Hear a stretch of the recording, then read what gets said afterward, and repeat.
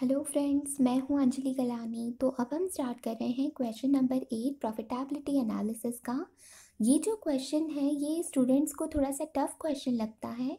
Tough लगने का reason ये है कि इस क्वेश्चन में अगर आप देखोगे इसका सोल्यूशन जो है उसमें आपको टोटल 12 फार्मूलाज दिए गए हैं। आप वो उन फार्मूलाज को देखकर ही आप क्या कर देते हो, उस क्वेश्चन को ही स्किप कर देते हो, बिकॉज उन फार्मूलाज का आपको लॉजिक नहीं पता होता है। ठीक है, तो ये क्वेश्चन मैं क्या करने वाली हूँ, क्वेश्चन रीड करूँगी, साथ ही साथ इन 12 फार्मूलाज को आप खुद ब खुद कैसे डिराइव कर सकते हो बिना रट्टा मारे, तो वो मैं आपको सिखाने वाली हूँ। बहुत ही इजी है। शायद हो सकता है कि आपको पहली बारी थोड़ा टफ भी लगे, ये वीडियो की लेंथ थोड़ी ज़्यादा भी हो सकती है, लेकिन आपने इसे पूरा सुनना ही है। एक और बात कहनी थी कि इसके बाद ही आपने क्या करना है, क्वेश्चन नंबर 7 अटेम्प्ट करना है। क्वेश्चन नंबर 7 जो है वो भी, इसमें जो मैं आपको कॉन्सेप्ट समझाने वाली हूँ वो इसी के ऊपर आधारित है। ठीक है, क्वेश्चन नंबर 7। और दूसरी बात ये कि ये दोनों question, question number 7 and question number 8 जो पीएम के हैं, वो एज इट इज़ आपको प्रैक्टिस मैनुअल में भी मिलने वाले हैं। इवन आपको फिगर्स भी सेम मिलने वाली है। उसके बाद आपने अगर पास्ट एनालिसिस एग्जाम्स का देखा होगा तो कुछ 2-3 अटेम्प्ट्स में, 3 तो मिनिमम अटेम्प्ट्स में जो क्वेश्चन नंबर 7 है वो एज इट इज़ पूछा गया है। तो मैं आपसे कहूँगी, रिक्वेस्ट करूँगी कि इन दोनों क्वेश्चंस को आप सुनकर ज़रूर जाएं। 2 बार सुनिए वीडियोस को, उसके बाद आपको खुद ब खुद ज़रूरत नहीं पड़ेगी। हाँ, लेकिन डे बिफोर एग्ज़ाम आपको ये टॉपिक रिवाइज करना ही पड़ेगा। ओके, तो चलिए अब हम देखते हैं। तो क्वेश्चन नंबर 8 में लिखा हुआ है, Aditya decors limited is a leading manufacturer of luxury sanitary products and has divided its whole business into different product segments.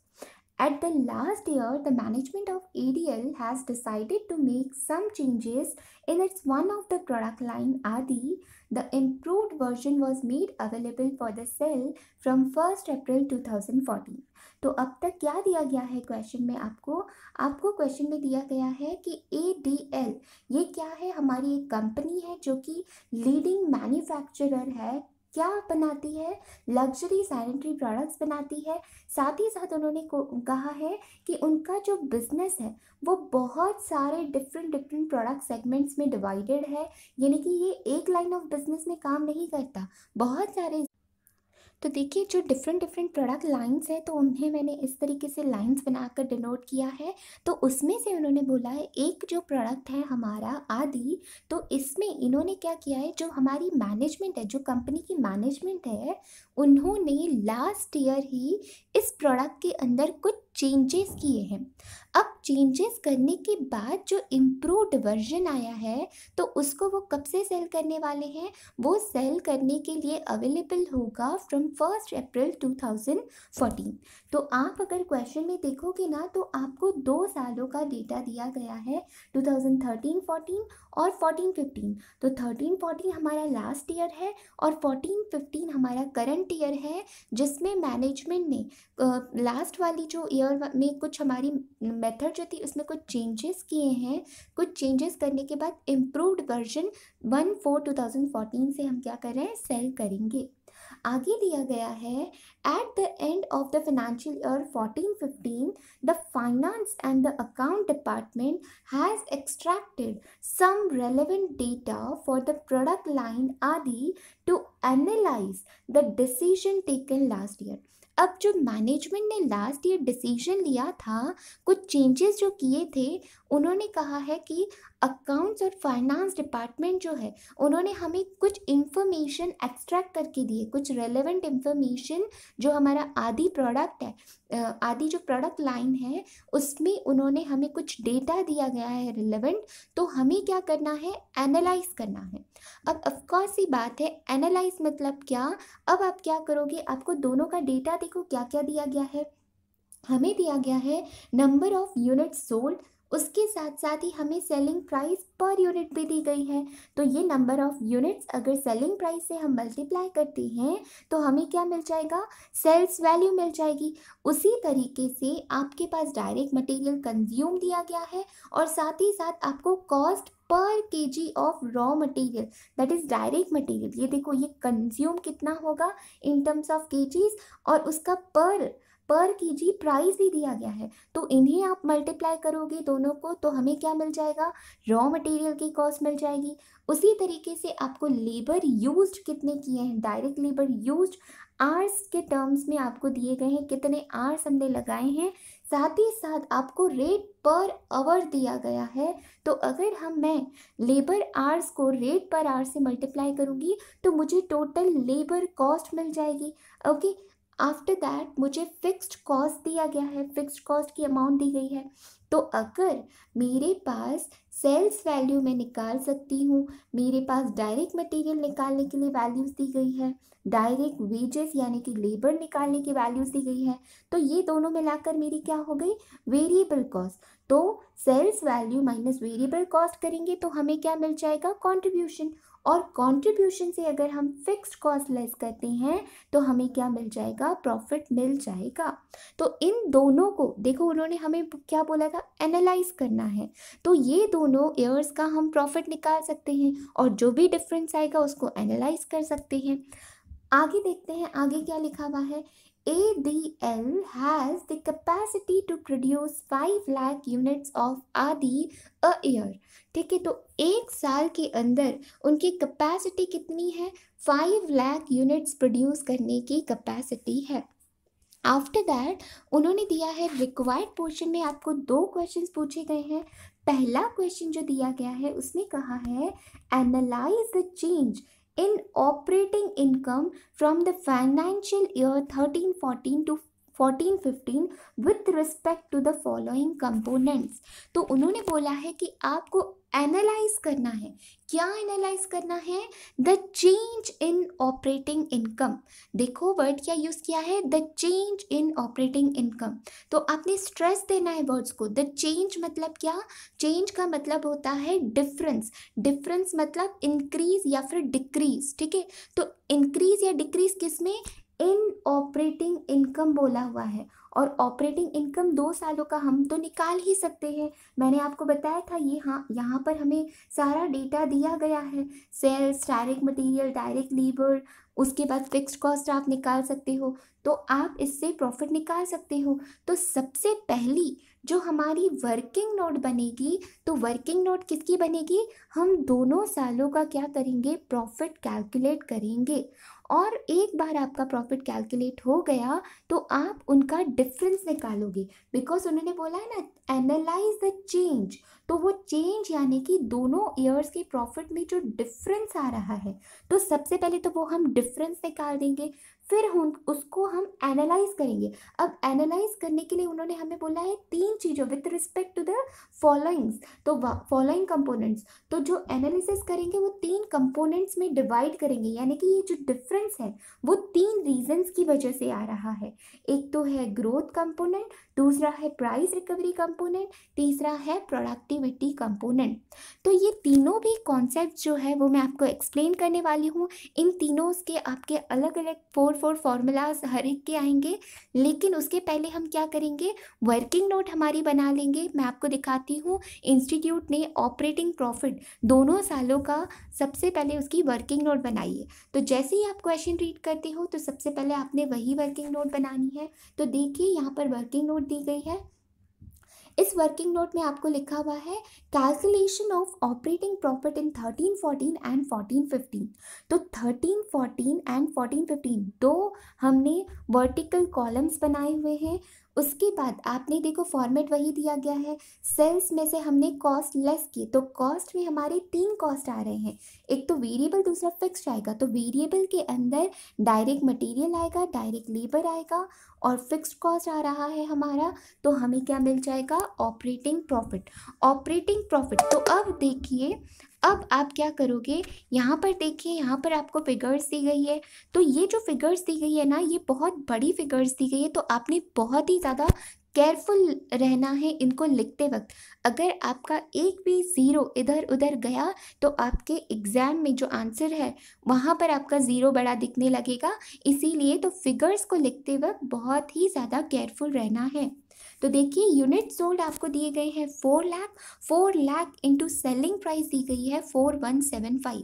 तो 4 लाख इंटू 4175, तो देखिए यहाँ पर लिखा हुआ है 4 लाख इंटू 4175। तो ये पहला ब्रैकेट, ये है 13-14 का डेटा। तो आपको जो अमाउंट मिल रही है, सेल्स वैल्यू मिल रही है, वो 167 करोड़ मिल रही है। उसी तरीके से अगर 14-15 का डेटा देखें तो 4,30,000 इंटू 4325 करेंगे। तो देखिए यहाँ पर दिया गया है आपको 4,30,000 इंटू 4325, यहाँ ब्रैकेट दे दीजिए। ये 14-15 का डेटा है। तो इसमें भी आपको अमाउंट्स देखो बहुत ही बड़ी बड़ी है, तो आपको ध्यान में रखना है, बहुत अच्छे से ज़ीरो या फिर बहुत अच्छे से फिगर्स लिखनी है। तो 185,97,50,000 रुपीज़ आपकी फिगर आ रही है। उसी तरीके से आपके पास direct material, direct labour, fix cost तो एज इट इज़ आपको क्वेश्चन में से उठाकर लिखनी है। तो देखते हैं डायरेक्ट मटेरियल में क्या करेंगे, 2,40,000 इंटू 470 और यहाँ 25,10,000 इंटू 485 करेंगे। तो देखिए यहाँ पे वही लिखा हुआ है, ये है हमारा डायरेक्ट। तो देखिए यहाँ पर 470 इंटू 24 लाख, और यहाँ पर ये है हमारा 13-14 का डेटा, और ये रहा हमारा 14-15 का। 14-15 में क्या है, 485 इंटू 25,10,000। तो ये आपको फिगर्स मिल जाएंगी। उसी तरीके से आपने लेबर्स का भी क्या करना है, ये लेबर आर दिए गए हैं, उसको हम रेट पर आर से मल्टीप्लाई करूँगी। ये 30-31 रेट पर आर है, और ये मेरे क्या है, लेबर आर्स है। ठीक है, तो आर्स इंटू रेट करूँगी। तो ये देखिए यहाँ पर ये मेरा रेट है और ये मेरे लेबर आर्स यूज्ड है, तो मुझे ये फिगर मिल जाएगी। उसी तरीके से इन दोनों को मल्टीप्लाई करूँगी तो 14-15 की अमाउंट मिल जाएगी। और फिक्स्ड कॉस्ट तो आपने एज इट इज़ लेनी है। यहाँ पर देखिए आपको फिक्स्ड कॉस्ट दी हुई है, इन टर्म्स ऑफ रुपीज़ ही दी गई। तो फिक्स्ड कॉस्ट को देखिए, फिक्स्ड कॉस्ट को हमने एज इट इज़ क्वेश्चन में से फिगर्स उठाई है। तो आपको क्या मिल गया, आपको ऑपरेटिंग प्रॉफिट मिल गया। ऑपरेटिंग प्रॉफिट मिलने पर अब आपको क्या निकालना है, उन्होंने बोला था एनालाइज द चेंज का मतलब क्या, डिफरेंस। तो 2 सालों के प्रॉफिट में आपका जो डिफरेंस आ रहा है, तो इन दोनों का डिफरेंस निकालना है आपको। तो आपको डिफरेंस कितना आ रहा है, 8,69,20,000 आपको अमाउंट आ रही है। तो देखिए लिखा हुआ है increase oblique decrease in operating profit. तो हमारा इतने से हमारा क्या हुआ है, प्रॉफिट इंक्रीज हुआ है। अब ये जो प्रॉफिट है ना, ये प्रॉफिट आपका 3 रीजंस की वजह से है। तो वो 3 रीजंस क्या बताए थे, एक तो कहा था ग्रोथ कंपोनेंट, दूसरा कहा था प्राइस रिकवरी कंपोनेंट, एंड तीसरा कहा था प्रोडक्टिविटी कंपोनेंट। तो इन्हीं तीनों को हमें क्या करना है, समझना है। ठीक है, तो अब आते हैं, मैं आपको डायग्राम शो करती हूँ। अब देखिए हमारी जो कंपनी थी उसमें ये 3 रीजंस को हमें क्या करना है, एनालाइज करना है। तो अब देखिए ये मैंने ना क्या किया है, अभी अभी जस्ट आपने ऑपरेटिंग प्रॉफिट का पूरा टेबल बनाया हुआ है। तो ये एज इट इज़ मैंने टेबल बनाया है, सिर्फ जस्ट इसमें मैंने किया क्या है, यहाँ मैंने फिगर्स ना लिखते हुए सिर्फ मैंने उनका फॉर्मूलाज लिखा हुआ है। तो एक बार थरोली मैं आपको फॉर्मूलाज बताती हूँ। देखिए सेल्स किस तरीके से निकाला जाता है, हम क्या करते हैं, number of finish good sold into selling price per unit of finish good करते हैं। ये करंट ईयर है, ये लास्ट ईयर है, फॉर्मूला तो दोनों में सेम ही आने वाला है ना, तो फॉर्मूला हमारा सेम ही रहने वाला है। ओके, उसके बाद देखिए डायरेक्ट मटेरियल का फॉर्मूला क्या आएगा, हमारा फॉर्मूला है raw material consume into cost of raw material per unit के कॉस्ट से मल्टीप्लाई करेंगे। फॉर्मूला दोनों में सेम आने वाला है। अब इसी फॉर्मूले को मैंने क्या किया है, थोड़ा डिटेल में लिखा हुआ है।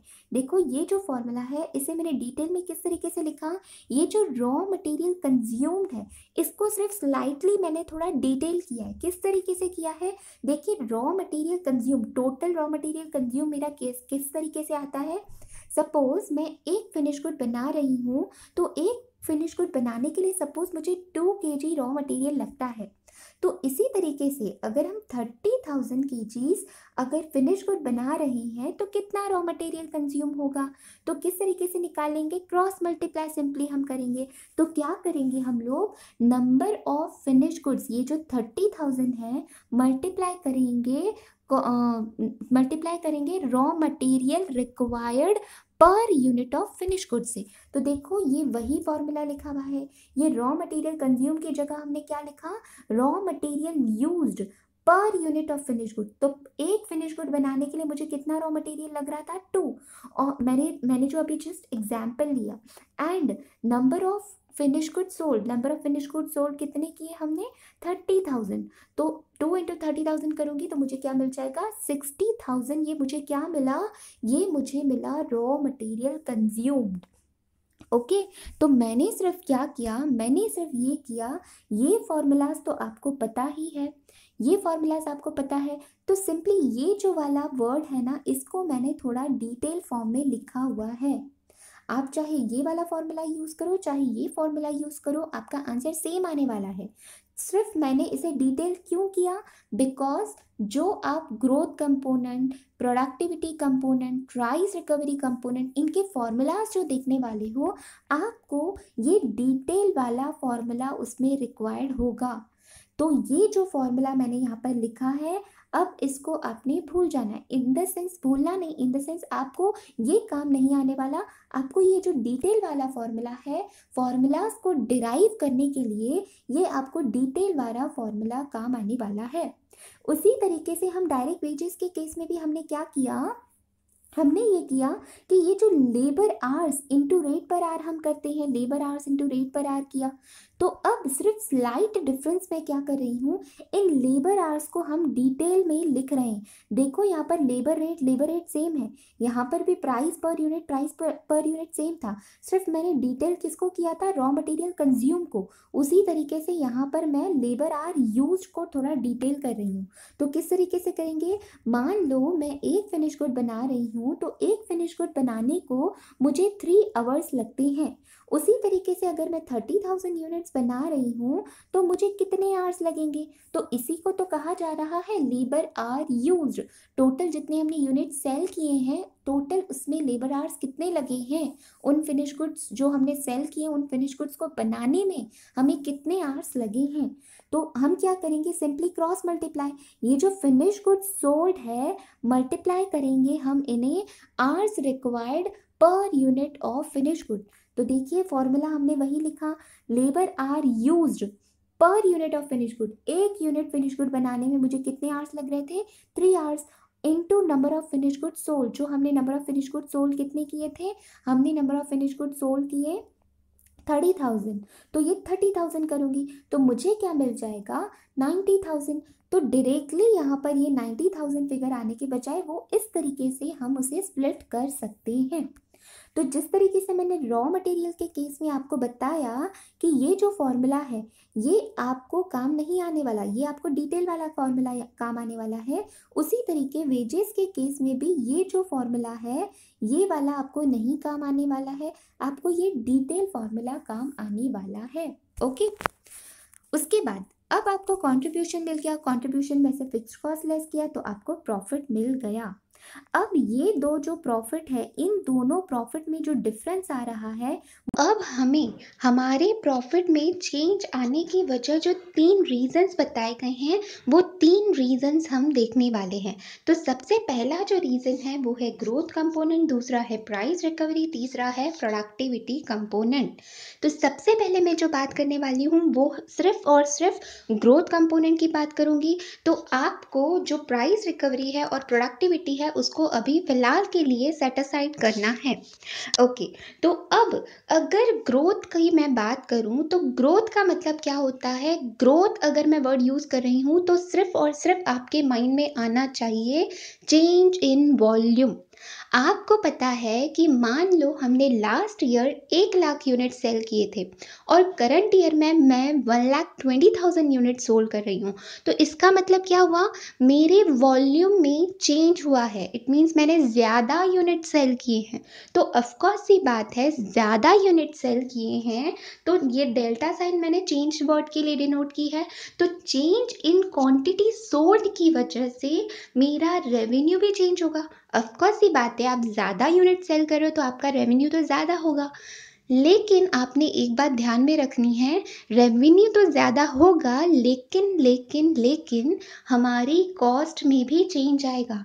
तो कॉस्ट में चेंज क्या आएगा, आपको पता है आपकी जो वेरिएबल कॉस्ट होती है उसे वेरिएबल हम क्यों कहते हैं, बिकॉज जैसे जैसे आप नंबर ऑफ़ यूनिट्स बढ़ाओगे तो आपकी वेरिएबल कॉस्ट भी बढ़ेगी, नंबर ऑफ़ यूनिट्स कम करोगे तो वो भी कम होगी। ये क्या होती है, क्वांटिटी से डायरेक्टली रिलेटेड होती है, डायरेक्टली प्रपोर्शनेट होती है।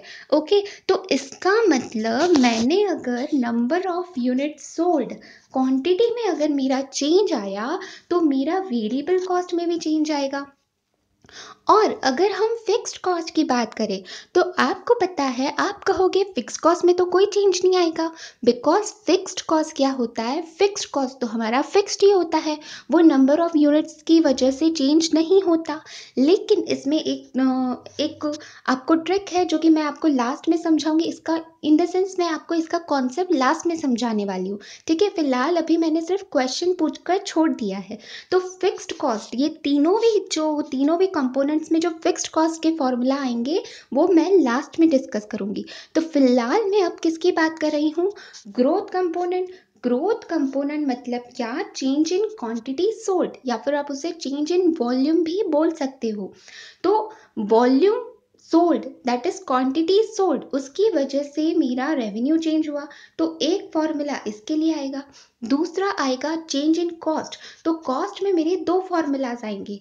एक तो आएगा वेरिएबल कॉस्ट, वेरिएबल कॉस्ट में एक डायरेक्ट मटेरियल का आएगा और दूसरा आपका आएगा डायरेक्ट लेबर का। तो ये मेरे 3 फॉर्मूलाज हुए और फोर्थ फॉर्मूला आएगा फिक्स्ड कॉस्ट के लिए, ये जो मेरी फिक्स्ड कॉस्ट है। तो फिक्स्ड कॉस्ट का फॉर्मूला मैं लास्ट में डिस्कस करने वाली हूँ।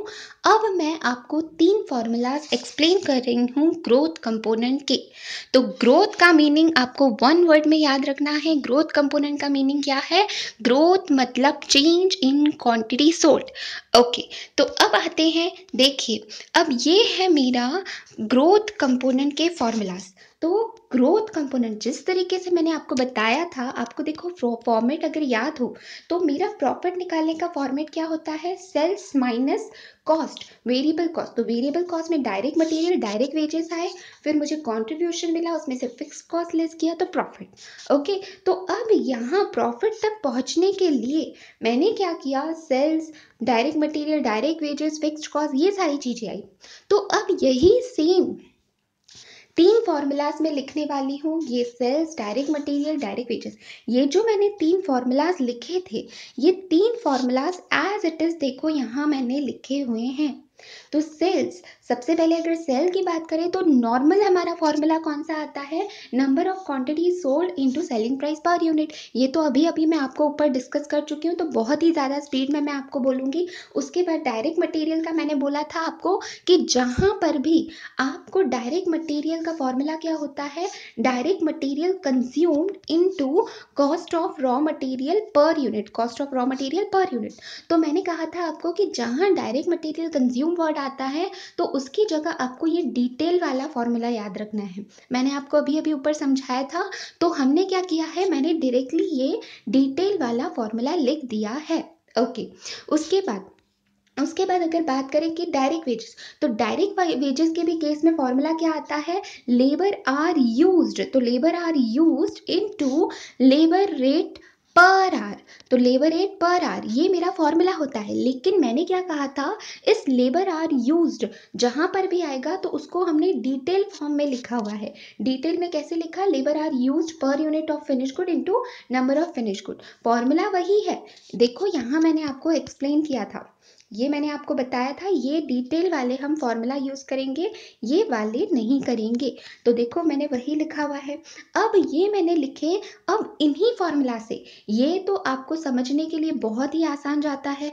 अब इन्हीं से हम क्या कर रहे हैं, ग्रोथ कंपोनेंट के 3 फॉर्मूलाज डिराइव करेंगे। ओके, तो देखो मैंने क्या बोला था आपको, ग्रोथ का मतलब होता है चेंज इन वॉल्यूम, और बाकी सारी चीज़ें, सेल्स प्राइस हो, चाहे मटेरियल की प्राइस हो, चाहे लेबर रेट हो, वो सारे कांस्टेंट रहेंगे, यानी कि जो पिछले साल थे वही थे। हम सिर्फ ये मान रहे हैं कि हमारे सिर्फ यूनिट्स की वजह से हमारा प्रॉफिट इंक्रीज हुआ है।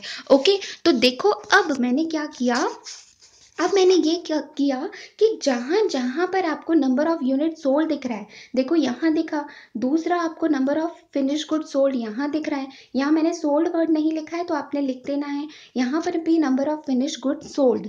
ओके, तो यहाँ 3 जगह मेरे क्या आ रहे हैं, नंबर ऑफ फिनिश गुड।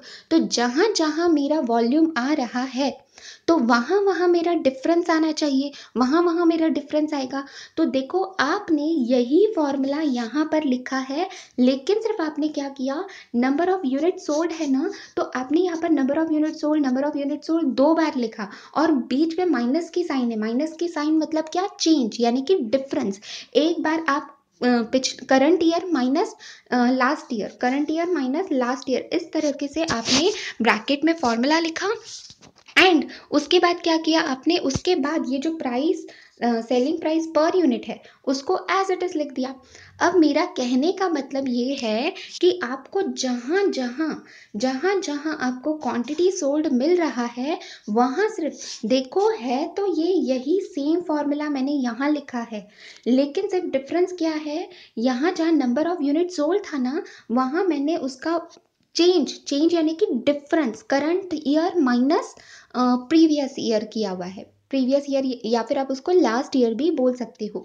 तो देखो यहाँ मैंने ना इन के बाद है ना स्पेस छोड़ दी है, बिकॉज यहाँ मैंने ईयर्स नहीं लिखे। ये जो कॉन्सेप्ट है ना, इसमें आपको यही नहीं समझता कि ईयर्स कौन से लेना। तो सबसे पहले तो फॉर्मूलाज डिराइव करना सीख लो, फिर उसके बाद आपको ईयर्स याद रखना बहुत ही आसान हो जाएगा। तो यहाँ मेरा नंबर ऑफ यूनिट सोल्ड आया, तो उसकी जगह मैंने चेंज, यानी कि current year minus last year, और ये वाला तो एज इट इज ऐसे आएगा यहाँ पर। उसके बाद अब डायरेक्ट मटेरियल की बात करें, तो डायरेक्ट मटेरियल का फॉर्मूला क्या आता है, direct material consumed into price per unit, यानी कि cost price per unit. Okay, तो अब इसी फॉर्मूले को, डायरेक्ट मटेरियल कंज्यूम को मैंने आपको इस डिटेल फॉर्मेट में लिखवाया था। अब डिटेल में लिखवाने की मैं रीज़न बता रही हूँ, वो इसलिए लिखवाया था बिकॉज देखो अब ग्रोथ कंपोनेंट है, तो आपको ये फिनिश गुड डिटेल वाले फॉर्मूले में दिख रहा है। अगर आप ये शॉर्टकट वाला डायरेक्ट मटेरियल यूज लिखते थे, तो आप ये इसका इफेक्ट नहीं निकाल पाते थे, तो इसीलिए मैंने ये आपको लिखवाया। ओके, तो अब इस फॉर्मूले में भी आपने क्या कर रहा है, ये जो इनर कॉलम में लिखी है मैंने फिगर, ये क्या है मेरा डायरेक्ट मटेरियल कंज्यूम। तो अब आपको क्या करना पड़ेगा, डायरेक्ट मटेरियल कंज्यूम में मेरा चेंज आ रहा है, बिकॉज वहाँ पर इन्वॉल्वमेंट फिनिश गुड का है। तो मैं क्या करूँगी, एक बार मैंने ये एज इट इज़, देखो ये मैंने एज इट इज़ लिखा है, यहाँ 2 बार लिखा है मैंने, और बीच में माइनस की साइन है। माइनस की साइन क्यों है, बिकॉज हम चेंज निकाल रहे हैं।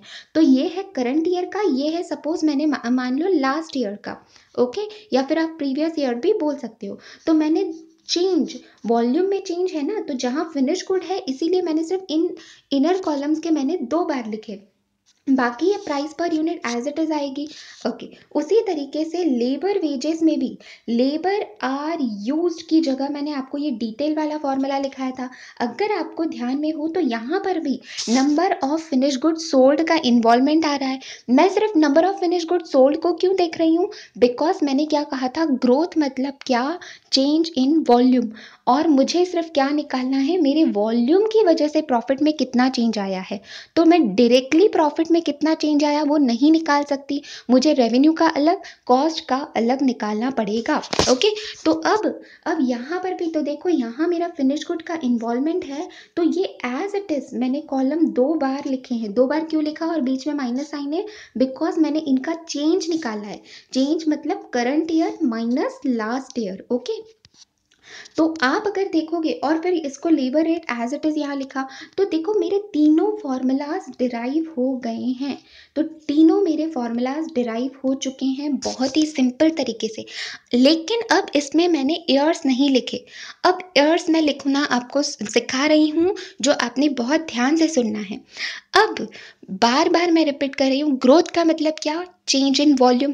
तो जहाँ जहाँ मैंने चेंज निकाला है, यानी कि जो डिफरेंस निकाला है ये ब्रैकेट्स में, तो जहाँ जहाँ आपको फिनिश गुड सोल्ड दिख रहा है, वहाँ आपको current year minus previous year, current year minus last year, current year minus last year करना है। ऐसा क्यों कर रही हूँ? बिकॉज मैं चेंज निकाल रही हूँ, डिफरेंस निकाल रही हूँ। डिफरेंस का मीनिंग समझ रहा है ना आपको? चेंज। ओके, तो अब यहाँ पर मैंने क्या किया, यहाँ नंबर ऑफ यूनिट सोल्ड है तो current year minus last year, यहाँ लास्ट ईयर कर दूंगी। आई एम सॉरी, मैं एक बार वापस लिखती हूँ। यहाँ करंट ईयर और यहाँ लास्ट ईयर। यहाँ पर देखो, यहाँ आपको फिनिश गुड दिख रहा है, तो यहाँ मैं करंट ईयर लिखूंगी, यहाँ लास्ट ईयर लिखूंगी। और यहाँ पर फिनिश गुड है तो यहाँ करंट ईयर, यहाँ लास्ट ईयर लिखूंगी। ओके, अब मैं बात करती हूँ, ये बाकी जो रिमेनिंग बचे, ये सेलिंग प्राइस बची, यहाँ रॉ मटेरियल पर यूनिट बचा, ये रॉ मटेरियल की प्राइस पर यूनिट, ये लेबर आर यूज्ड और ये लेबर रेट। तो ये सारी चीज़ें जो भी आई यहाँ, और ये भी बचा आपका raw material per unit, labour hours per unit. ठीक है, तो ये हर जगह पर क्या आएगा? लास्ट ईयर आएगा। इट मीन्स ये डेटा आपको लास्ट ईयर का लेना है। Last year L L L लिख रही हूँ मैं हर जगह। तो समझ आया? आपको सिर्फ जहाँ फिनिश गुड्स है वहाँ पर उसका चेंज लेना है। चेंज मतलब क्या? Current year minus last year, current year minus last year, current year minus last year. बाकी जो रिमेनिंग बचा जगह बची है, जो भी चीज़ें बची है, मैं उन्हें क्या मान रही हूँ? कांस्टेंट। यानी कि जो पिछले साल थी वो एज इट इज़ वही रहेंगी। मुझे सिर्फ जो भी मेरा प्रॉफिट में चेंज आया है, सिर्फ और सिर्फ वॉल्यूम की वजह से आया है। तो हर जगह क्या आ जाएगा? Last year last year last year. तो ये मेरे 3 फॉर्मूलाज क्या हो गए? डिराइव हो गए। अब मैं क्या करती हूँ, इसी के साथ आपको सॉल्यूशन भी दिखा देती हूँ।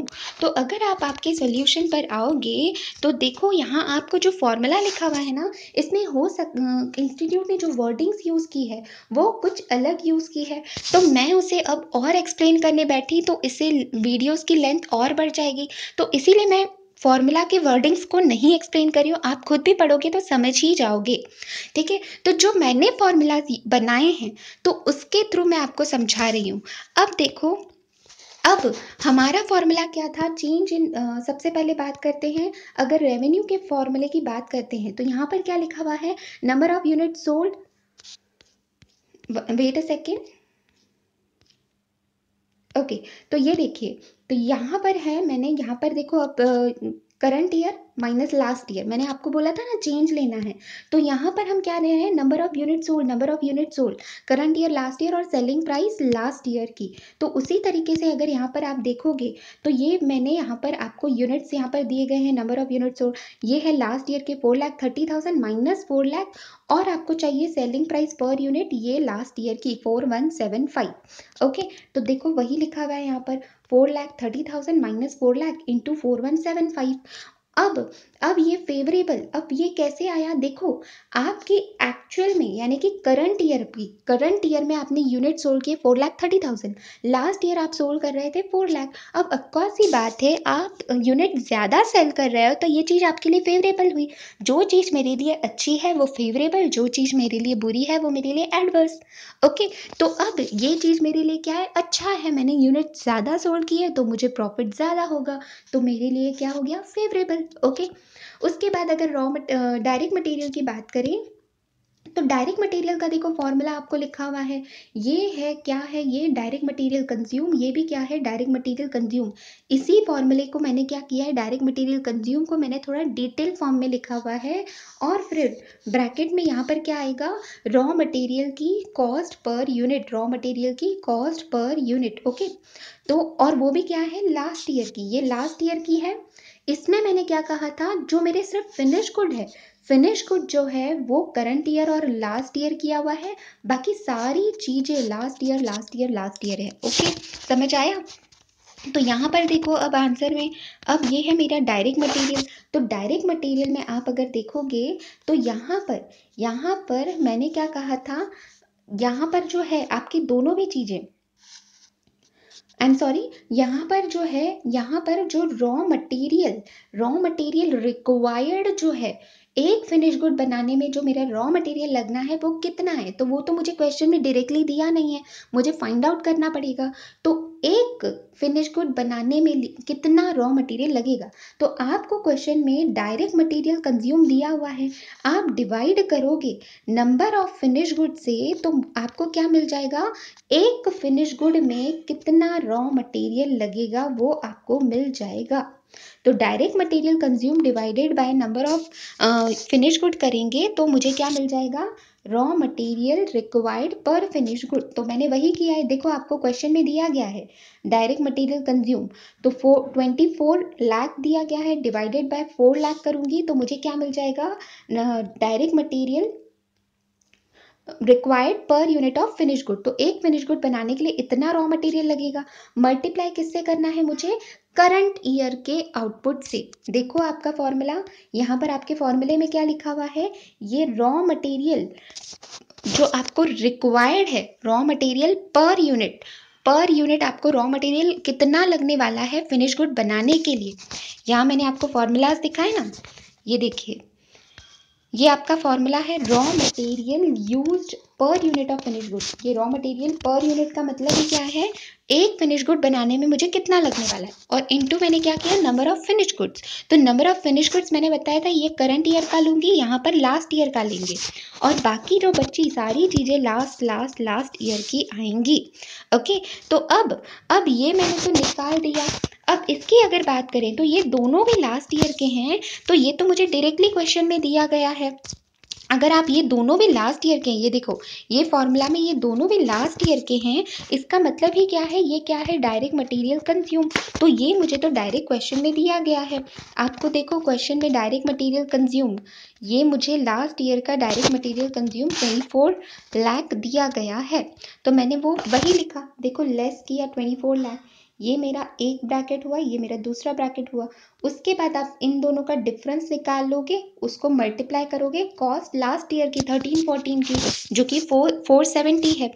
ये जो आप कॉस्ट ले रहे हो ये रॉ मटेरियल की ले रहे हो। ओके, तो अब आपको डिसाइड करते वक्त कैसे करना है, आपको पहले जो रॉ मटेरियल फिनिश गुड बनाने के लिए आपको जो रॉ मटेरियल लगता था वो करंट ईयर में आपको लग रहा है 25,80,000, लेकिन लास्ट ईयर वही आपको फिनिश गुड बनाने के लिए कितना लगता था, 24 लाख। इट मीन्स मुझे रॉ मटेरियल ज़्यादा लग रहा है, ज़्यादा लग रहा है, इसका मतलब क्या हुआ, ये मेरा खर्चा है ना, डायरेक्ट मटेरियल क्या है, मेरे लिए एक्सपेंस है, तो ये मेरे लिए क्या हो गया, एडवर्स हो गया। उसी तरीके से लेबर आवर्स की अगर बात करें तो लेबर आवर्स में आपको देखो यहाँ पे labour hours used, labour our required, तो लेबर आवर्स रिक्वायर्ड में आपको पता है फॉर्मूला आपको दिखा देती हूँ। ये देखिए यहाँ पर ये जो है फिनिश गुड जहाँ आ रहा है वहाँ current year minus last year, because हमें चेंज निकालना है ना। बाकी सारी चीज़ें जो बची ये लास्ट ईयर, बाकी चीज़ों को सारों को कांस्टेंट मानना है। ओके, तो अब यहाँ पर मुझे तो जो क्वेश्चन में दिया गया है मुझे ये फिगर्स बाइफरकेट करके नहीं दी गई, ये वाली फिगर मुझे बाइफरकेट करके नहीं दी गई, मुझे डायरेक्ट मटेरियल कंज्यूम दिया गया है। तो मैं क्या करूँगी, आई एम सॉरी, मुझे labour hour used, total labour hour used दिया गया है, अगर मैं फिनिश गुड से डिवाइड करूंगी तो labour hour required per unit of finish good मुझे मिल जाएगा, ये वाली फिगर मुझे मिल जाएगी। और करंट ईयर के फिनिश गुड तो मुझे पता ही है, तो देखो यहाँ पर आओ, यहाँ पर देखिए आप, यहाँ पर आपके टोटल 32 लैक्स आपको लेबर आवर्स मिलेंगे, डिवाइडेड बाय 4 लाख आपने क्या किए, यूनिट्स। ये दोनों भी चीज़ें मैंने लास्ट ईयर के लिए है, समझा ना आपको, लास्ट ईयर की, और ये यूनिट्स मैंने करंट ईयर के लिए। उसके बाद ये जो मेरा है, ये मेरा क्या है, 32 लैक्स कैसे आया, 32 लैक्स ये दोनों भी चीज़ें लास्ट ईयर की बोली गई हैं, तो ये तो इन दोनों को मल्टीप्लाई करें तो हमें क्या मिलता है, डायरेक्ट मटेरियल कंज्यूम। तो डायरेक्ट मटेरियल कंज्यूम मुझे क्वेश्चन में डायरेक्टली दिया ही गया है, तो एज इट इज वो मैंने फिगर उठाई है। देखो आपको यहाँ डायरेक्ट मटेरियल कंज्यूम दिया गया है ना क्वेश्चन में, ये direct material consume, I am sorry, ये आपको लास्ट ईयर का लेना था, तो 24 लाख ये आपको दिया गया है और मल्टीप्लाई किया आपने रेट जो कि लास्ट ईयर का है। रेट लास्ट ईयर का आपको 30 दिया गया है, देखिए यहाँ पर, तो लास्ट ईयर का रेट लिया। तो इस तरीके से हमारे 3 फॉर्मूलाज। अब आप अगर एडवर्स और ये निकालना हो तो देखिए करंट ईयर में मुझे लेबर आवर्स ज़्यादा लगे हैं पिछले साल के कंपैरिजन में, तो ये क्या आएगा, एडवर्स आएगा। ओके, तो अब मेरे ग्रोथ कंपोनेंट के 3 फॉर्मूलाज हो चुके हैं। आई होप आपको समझ आ रहा होगा। डायरेक्ट मटेरियल, वेरिएबल कॉस्ट और तीसरा है लेबर, डायरेक्ट लेबर। अब हम बात करते हैं प्राइस की, प्राइस रिकवरी कंपोनेंट के बारे में। तो प्राइस रिकवरी का मतलब क्या होता है, देखो अब एक कंपनी के पास ऐसी पोटेंशियल है कि वो ज़्यादा अपने प्रोडक्ट की ज़्यादा प्राइस रिकवर कर सकती हो। जैसे मान लो कि अगर हम कंपैरिजन करें मोबाइल सेक्टर में, तो आपने देखा है कि एप्पल जो कंपनी है वो अपने प्रोडक्ट, अपने मोबाइल के लिए वो प्राइस ज़्यादा रिकवर करती है। नॉर्मल जो आप मोबाइल्स देख रहे हो, एप्पल की प्राइस उससे ज़्यादा है। ओके, तो उनके पास उतनी पोटेंशियल है ना, बिकॉज फिर भी क्या करते हैं कस्टमर्स, वो बाय तो करते ही है ना। तो इसीलिए इसका मतलब क्या है, उनके पास पोटेंशियल है कि वो अपने प्रोडक्ट की प्राइस ज़्यादा रिकवर कर सकते हैं। ओके, या फिर आप मान लो कोई नॉर्मल बिजनेसमैन भी है, तो वो अगर अपने प्रोडक्ट की प्राइस ज़्यादा रिकवर करता है, तो मेरे प्रॉफिट बढ़ने की वजह एक ये भी है कि मैं प्राइस ज़्यादा चार्ज कर रही हूँ। लास्ट ईयर मैं 10 रुपये चार्ज करती थी, करंट ईयर में मैं 11 रुपये लगा रही हूँ अपने प्रोडक्ट का। तो इसका मतलब क्या हुआ, मैं ज़्यादा प्राइस चार्ज कर रही हूँ, तो मेरा क्या होगा, ऑफकोर्स ही बात है, मेरा प्रॉफिट ज़्यादा होगा। ओके, तो अब चेंज इन प्राइस की वजह से मेरा रेवेन्यू तो ऑफकोर्स चेंज होगा, रेवेन्यू में इंक्रीमेंट होगा ना ऑफकोर्स, लेकिन साथ ही साथ मेरे कॉस्ट भी बढ़ेंगे। आप बोलोगे कि प्राइस चेंज होने की वजह से मेरे कॉस्ट में कैसे डिफरेंस आएगा। अब देखो जो एप्पल कंपनी है, एप्पल कंपनी जो यूज़ करती है वो है iOS, और बाकी जो ऑपरेटिंग कंपनीज, मोबाइल कंपनीज है, वो एंड्रॉयड यूज़ करती है। तो अब उससे क्वालिटी, अब वो कंपनी आपको अच्छी टेक्नोलॉजी यानी कि इम्प्रूव्ड टेक्नोलॉजी दे रही है, iOS दे रही है, तो ऑफकोर्स उनकी कॉस्ट तो बढ़ेगी। ये सब iOS बनाने के लिए उनको इंजीनियर्स वगैरह लगे होंगे, उनका लेबर कॉस्ट हाई होगा। तो जैसे अगर वो प्राइस रिकवर करने की ज़्यादा पोटेंशियल लगते हैं, तो ऑफकोर्स उनके कॉस्ट भी तो बढ़ेंगे ना, साथ ही साथ क्वालिटी प्रोडक्ट देने के लिए उनकी कॉस्ट भी बढ़ेंगी। ओके, तो इस वजह से मेरा वेरिएबल कॉस्ट भी चेंज होगा, साथ ही साथ फिक्स कॉस्ट भी चेंज होगा। फिक्स कॉस्ट को मैंने कहा था कि मैं बाद में आपको समझाऊंगी। तो अब बात करते हैं हम कि मेरे प्राइस की वजह से मेरे 4 फॉर्मूलाज बनेंगे। एक तो चेंज इन रेवेन्यू, दूसरा है वेरिएबल कॉस्ट। वेरिएबल कॉस्ट में 2 आएंगे, एक तो डायरेक्ट मटेरियल, एक तो डायरेक्ट लेबर। देखो प्राइस का मतलब सिर्फ सेलिंग प्राइस नहीं, प्राइस में सेलिंग प्राइस भी हो सकता है, रॉ मटेरियल की भी प्राइस हो सकता है, या फिर आपका लेबर के लिए आप रेट वर्ड यूज़ करते हो तो रेट वर्ड भी यूज़ हो सकता है। तो प्राइस रिकवरी मतलब प्राइस की वजह से मेरे क्या क्या चेंजेस आ रहे हैं प्रॉफिट में। ओके, तो अब देखते हैं हम ये 3 फॉर्मूलाज। फिनिश को, आई एम सॉरी, फिक्स्ड कॉस्ट का फॉर्मूला जो है वो आपको मैं लास्ट में एक्सप्लेन करने वाली हूँ। तो पहले हम ये 3 फॉर्मूलाज देखेंगे। अब देखो मैंने वही जो फॉर्मूलाज है ना वो वापस से रिपीट किए हैं। सेल्स रेवेन्यू का, कॉस्ट का, जो डायरेक्ट मटेरियल का फॉर्मूला था वो भी मैंने एज इट इज़ वापस लिखा, और डायरेक्ट वेजेस का फॉर्मूला भी मैंने एज इट इज़ लिखा।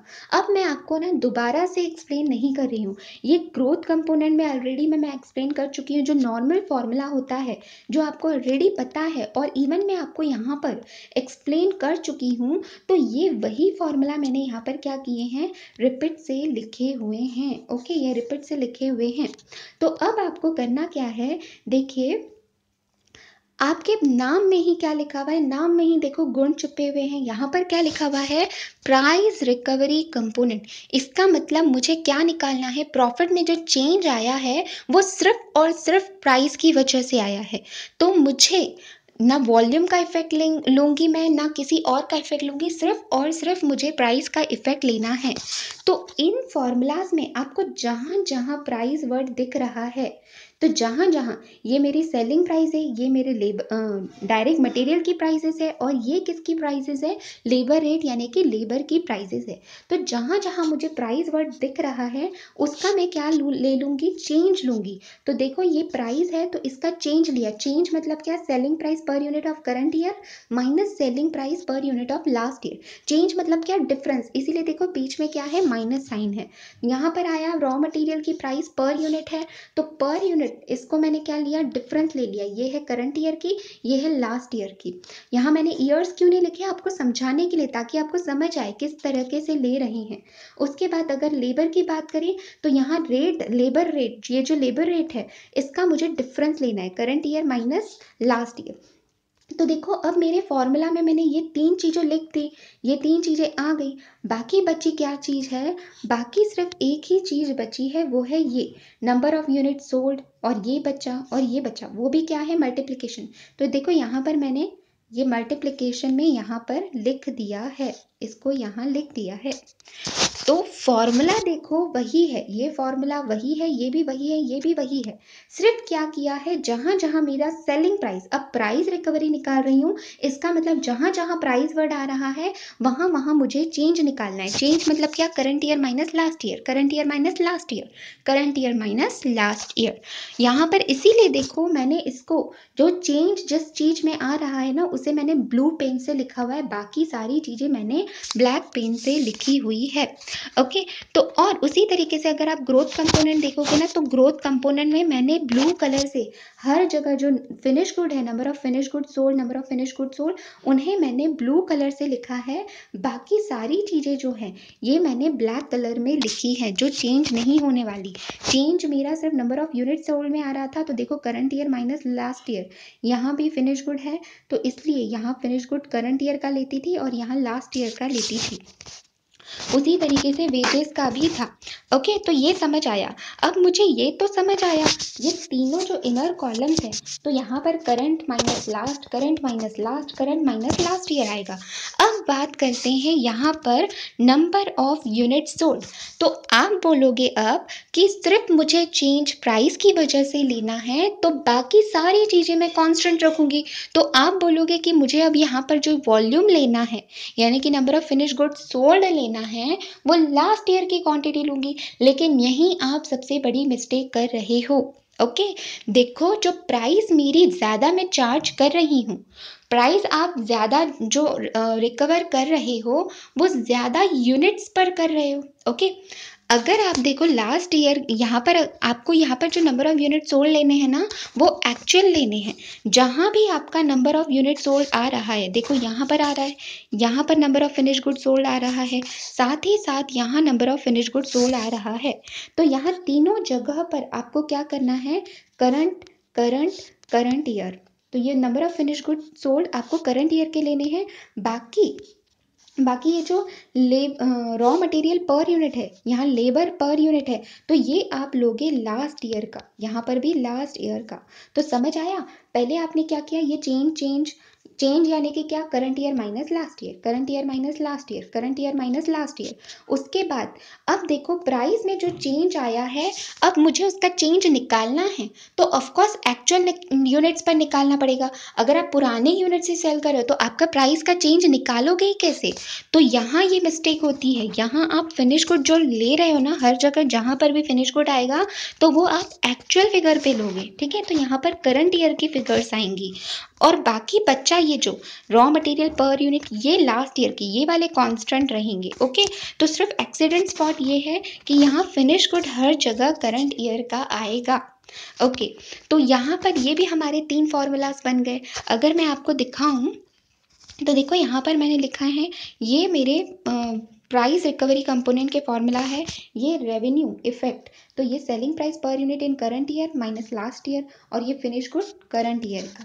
ये देखो current year minus last year, current year minus last year, current year minus last year, और बाकी यहाँ पर जो फिनिश गुड है, ये finish good current year current year current year. बाकी बचा रॉ मटेरियल पर यूनिट, तो ये हमने लिए हैं लास्ट ईयर की। देखो फिनिश गुड से एक्चुअल फिनिश गुड से मल्टीप्लाई करूँगी तभी तो जाकर प्राइस का चेंज आएगा ना। प्राइस का चेंज निकालना है तो मुझे actual number of finish good से मल्टीप्लाई करना पड़ेगा। बाकी चीज़ें तो पुरानी ही रहेंगी, यानी कि रॉ मटेरियल पर यूनिट ये मैंने पुराने ही लिए हैं। ओके, समझ आया आपको? ओके, तो अब बात करते हैं। अब मैं आपको साथ ही साथ आंसर दिखाती हूँ। तो देखिए, अब यहाँ पर मैंने प्राइस रिकवरी कंपोनेंट के केस में आप अगर देखोगे तो सेलिंग प्राइस पर यूनिट, ये देखो सेलिंग प्राइस पर यूनिट जो है 1415 माइनस 1314, यहाँ पर भी 1415 minus 1314, it means current minus last year, current minus last year, current minus last year. तो पहले ये मैंने 3 इनर कॉलम्स आपको बता दिए। तो यहाँ पर देखो आपको तीनों भी चीज़ें क्वेश्चन में दी गई हैं। यहाँ पर आपको सेलिंग प्राइस पर यूनिट दिया गया है, यहाँ पर आपको cost per KG of direct material दिया गया है, और तीसरा आपको लेबर रेट भी दिया गया है। तो यहाँ current year minus last year, यहाँ पर आपने तीनों करने हैं।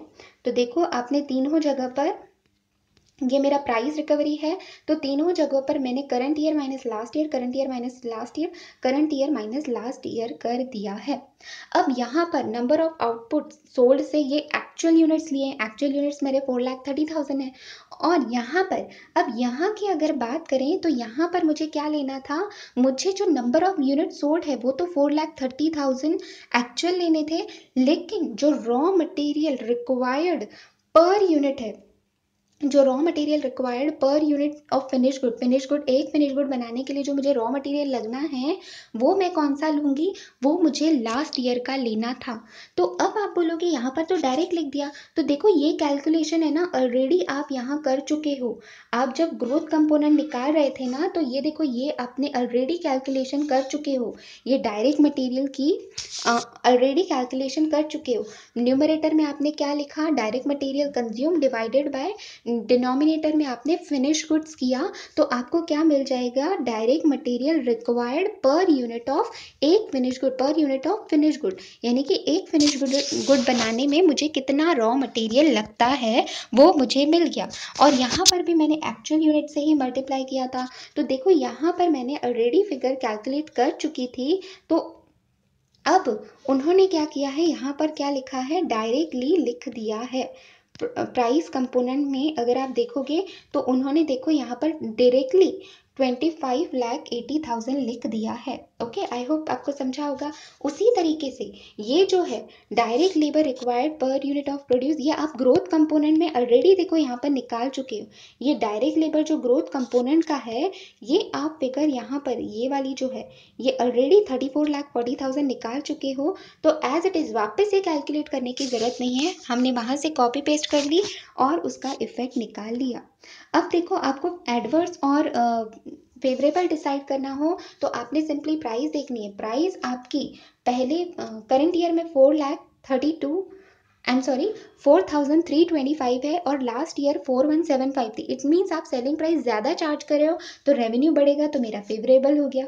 कॉस्ट की अगर बात करें तो करंट ईयर में मुझे ज़्यादा खर्चा लग रहा है, लास्ट ईयर में मुझे सिर्फ 470 लगता था। इट मीन्स एडवर्स, यानी कि मेरी बुरी सिचुएशन है, मुझे ज़्यादा खर्चा लग रहा है।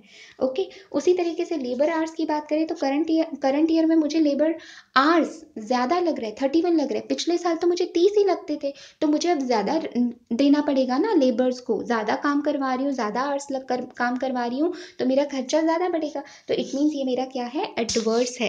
ओके, तो ये 3 फॉर्मूलाज हो गए। एक बार मैं आपको यहाँ पर वापस से दिखा देती हूँ। मैंने क्या कहा, ये जो चीज़ है ना, ये जो इनर कॉलम में आपने ये लिखा हुआ है, ये आप ऑलरेडी ग्रोथ कंपोनेंट का ये जो फॉर्मूला था यहाँ पर आप ऑलरेडी कैलकुलेट कर चुके हो। तो ये दोबारा से आपको यहाँ पर कैलकुलेशन करने की ज़रूरत नहीं, बिकॉज यही चीज़ ग्रोथ कंपोनेंट में भी हमने एक बार निकाली थी। तो अब वापस से डिटेल कैलकुलेशन लिखना नहीं है, अब डायरेक्ट वहाँ से आपने फिगर निकाल लेनी है। लास्ट ईयर और ये current year, last year current year, और देखो यहाँ पर भी ग्रोथ वाले कंपोनेंट में last year current year, last year current year. तो ये 2 फिगर्स मैंने यहाँ निकाली थी, तो एज इट इज़ मैंने क्या किया, नीचे उनकी फिगर्स ले ली है। ओके, तो ये मेरे 6 फॉर्मूला यहाँ कंप्लीट होते हैं। अब बात करते हैं प्रोडक्टिविटी कंपोनेंट की। तो प्रोडक्टिविटी मतलब क्या, तो प्रोडक्टिविटी का मतलब देखो समझो, प्रोडक्टिविटी मतलब क्या, मान लो कि मैं मैं जो बैच कंडक्ट कर रही हूँ, तो वो बैच जो मैंने फर्स्ट टाइम मेरी रिकॉर्डिंग चल रही है, तो मेरी जो बैच होती है वो टोटल मेरी 250 आवर्स की रिकॉर्डेड बैच हुई है। ओके, 250 आवर्स की रिकॉर्डेड बैच हुई है।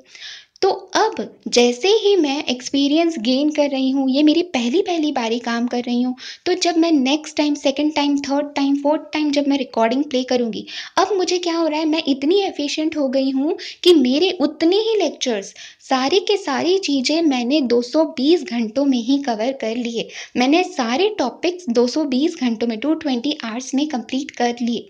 इसका मतलब क्या हुआ, मैं एफिशिएंट हो गई। पहले मुझे ज़्यादा टाइम लगता था काम करने में, अब मुझे कम समय लग रहा है।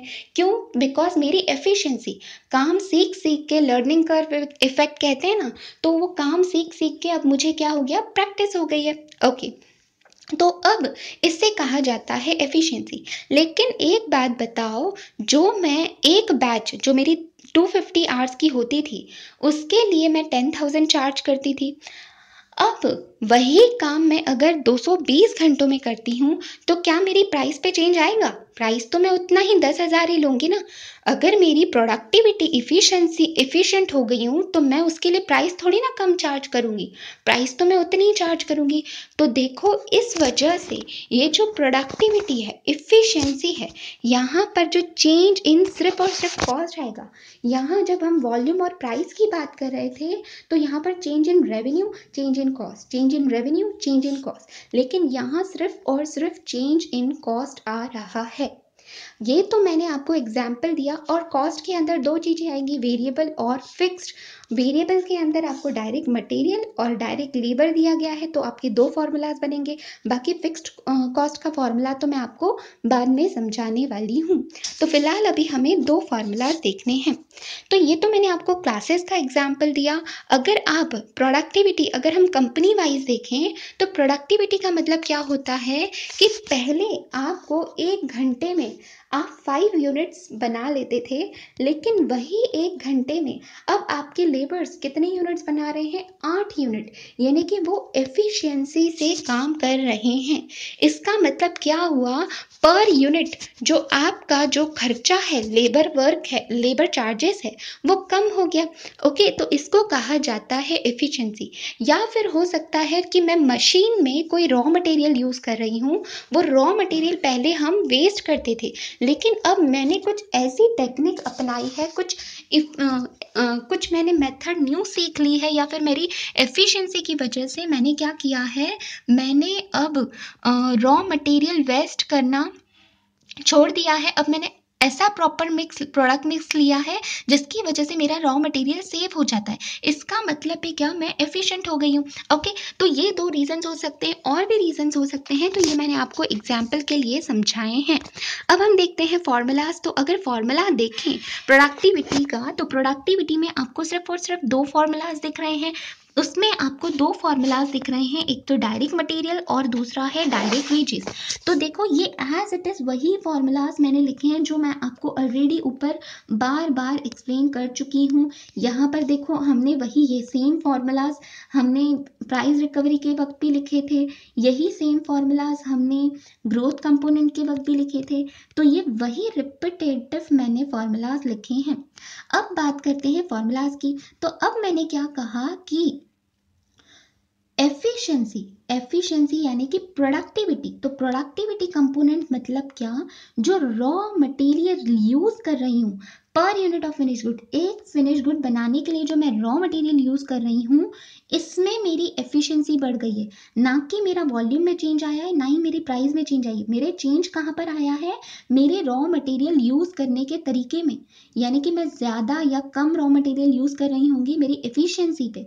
तो अब चेंज यहाँ पर आया है। तो चेंज ये इनर कॉलम में है, ये वाली फिगर, तो इसका मतलब ये मुझे साथ में ही लिखना पड़ेगा। तो ये एक बार करंट ईयर के लिए, ये है लास्ट ईयर के लिए। तो देखो, मैंने बड़ा वाला ब्रैकेट बनाया, बिकॉज ये वाली चीज़ मुझे दो बार लिखनी पड़ेगी, बिकॉज मेरा चेंज यहाँ आ रहा है। चेंज यहाँ आने की वजह से देखो, ये मैंने दो बार, ये वाली ही चीज़ मैंने दो बार लिखी, एक बार करंट ईयर के लिए, एक बार लास्ट ईयर के लिए। ओके, और ये प्राइस पर यूनिट तो एज इट इज़ यहाँ पर मल्टीप्लाई किए। उसी तरीके से ये जो वेजेस है, वेजेस भी जो है ये जो लेबर आर यूज्ड है, तो लेबर आर का मैंने आपको एग्जांपल दिया था कि बैच का जो मैंने आपको एग्जांपल दिया, तो वहां पर टाइम की तो बात आ रही थी ना कि मैं कम टाइम ले रही हूँ अब, तो वैसे उसी तरीके से मैंने लेबर का भी आपको बताया कि एक लेबर पहले 5 यूनिट बनाता था, अब 8 यूनिट बना रहा है। तो लेबर आर यूज, एक फिनिश गुड बनाने के लिए अब उसे टाइम जो लग रहा है, इसका मतलब वो एफिशिएंट हो गया है। तो ना ही मेरा वॉल्यूम में चेंज आ रहा है, ना ही लेबर रेट में, मेरा चेंज कहाँ आ रहा है, लेबर आर यूज्ड में। ओके, तो अब आपने क्या करना है, ये इनर कॉलम में है, इसके साथ है, कंबाइंड है, तो इसलिए हम ये 2 बार लिखेंगे, एक बार करंट ईयर के लिए, एक बार लास्ट ईयर के लिए। ओके, तो अब देखो ये मेरा फॉर्मूला, और ये तो as it is labour rate हमने मल्टीप्लाई किया, तो देखो यहाँ पर जहाँ जहाँ चेंज आ रहा है उस चीज को हम 2 बार लिख रहे हैं। यहाँ मेरा फिनिश गुड में चेंज आ रहा था, तो मैंने 2 बार लिखा उसे। यहाँ मेरा यहाँ भी फिनिश गुड चेंज आ रहा था, तो ये तो ब्रैकेट में है, तो मुझे ये दोनों कंबाइंड साथ में ही लिखना पड़ेगा, ये 2 बार लिखा था। यहाँ पर भी ये 2 बार लिख रही थी मैं। उसी तरीके से यहाँ सेलिंग प्राइस में चेंज आ रहा था, तो इससे मैंने 2 बार लिखा। यहाँ प्राइस में 2 बार लिखा, यहाँ लेबर रेट 2 बार लिखा, जब हम प्राइस रिकवरी की बात कर रहे थे। अब प्रोडक्टिविटी की बात कर रहे हैं, तो प्रोडक्टिविटी में ये वाला पोर्शन हमारा 2 बार लिखना है हमें। तो ये तो ब्रैकेट में ये दोनों साथ नहीं है, तो इसे कंबाइंड ही लिखना पड़ेगा। ओके, तो इन्हें मैंने कंबाइंड लिखा। अब बात करते हैं ईयर्स की। देखो फॉर्मूला डिराइव करना तो आपको आ गया, अब बात करते हैं ईयर्स की। अब ईयर्स अगर मैं आपको याद दिलाऊं, तो ग्रोथ कंपोनेंट में हमने क्या किया था, ग्रोथ कंपोनेंट में हमने ये किया था, जहां जहां नंबर ऑफ यूनिट्स है वहां current year minus last year किया था, current year minus last year, current year minus last year, बाकी हर जगह पर लास्ट ईयर। इट मीन्स कि जो चेंज आया है सिर्फ फिनिश गुड की वजह से आ रहा है, बाकी सारी चीजें कांस्टेंट है। फिर प्राइस रिकवरी में हमने क्या किया था, जहां जहां मेरा सेलिंग प्राइस है वहां वहां मैंने current year minus last year, current year minus last year, यहाँ पर प्राइस था, यहाँ पर लेबर रेट, तो current year minus last year. बाकी बाकी जो फिनिश गुड्स थे, नंबर ऑफ फिनिश गुड्स जो आ रहे थे, तो प्राइस का जो भी चेंज निकलता है वो एक्चुअल यूनिट्स पर निकलता है, तो इसीलिए मैंने फिनिश गुड्स एक्चुअल यानी कि करंट ईयर के लिए थे। तो यहाँ जहाँ जहाँ फिनिश गुड वर्ड आ रहा था, फिनिश गुड सोल्ड, तो वहाँ वहाँ मैंने क्या लिया, करंट ईयर लिया था। बाकी जो रिमेनिंग चीजें बची, यानी कि ये चीज बची थी, तो इससे मैंने लास्ट ईयर का डेटा लूंगी। तो ये तो ऑलरेडी मैं आपको 2 बार एक्सप्लेन कर चुकी। अब बात आती है प्रोडक्टिविटी की। देखो प्रोडक्टिविटी मतलब क्या, प्रोडक्टिविटी मतलब मैं कितना समय लगाती थी और कितना समय लगा, मतलब कितना समय लगना चाहिए था और कितना समय लगा, ये 2 वर्ड्स याद रखने आपने, कितना समय लगना चाहिए था और कितना लगा।